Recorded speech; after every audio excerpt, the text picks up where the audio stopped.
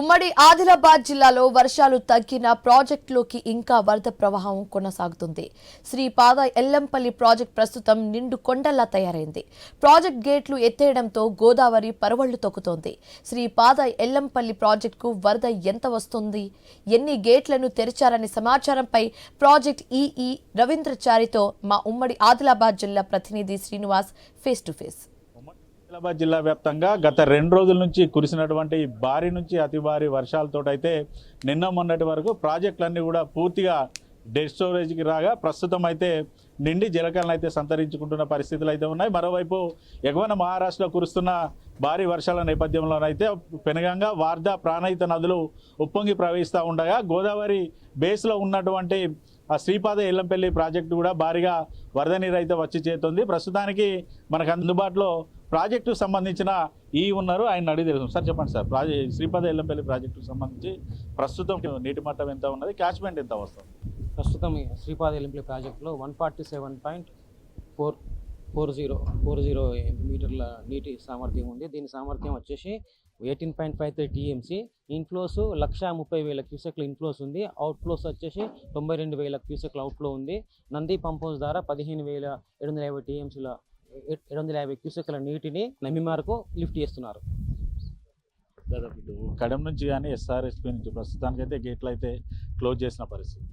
మళ్ళీ వర్షాభావ పరిస్థితులు, వర్షాలు కనుక ఏమైనా ఉంటే గేట్ లిఫ్ట్ చేసే అవకాశం ఉందా? ఎటువంటి పరిస్థితి? అది వాతావరణాన్ని బట్టి నిర్ణయం తీసుకోవాల్సింది. ఒకవేళ పైన కనుక కడెం నుంచి గేట్లు ఎత్తివేస్తే దానికి అనుగుణంగా ఇక్కడ కూడా చర్యలు తీసుకుంటాం. ప్రస్తుతానికి శ్రీపాద ఎల్లంపల్లి ప్రాజెక్టు సంబంధించి ఎన్ని గేట్లను లిఫ్ట్ చేశారు?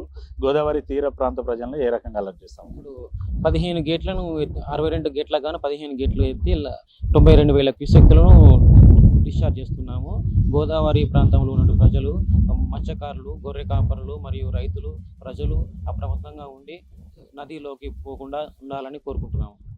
పూర్తిగా ఇటు రెవెన్యూతో పాటు ఇటు ఇరిగేషన్ శాఖ, పోలీస్ శాఖ ఆధ్వర్యంలో అయితే ఎక్కడికక్కడ పకడ్బందీ చర్యలు చేపట్టినప్పుడు కూడా కొంత గోదావరి తీర ప్రాంత ప్రజలైతే గోదావరి ప్రాంతానికి వస్తున్నట్టుగా తెలుస్తుంది. అటువంటి వారికి ఎటువంటి హెచ్చరికలు జరిగిస్తాం? నదిలోకి ఎవరు రాకూడదు, వచ్చినచో ఇబ్బంది అవుతుంది కాబట్టి నది తీర ప్రాంతంలో ఎవరు రావద్దని కోరుకుంటున్నాము.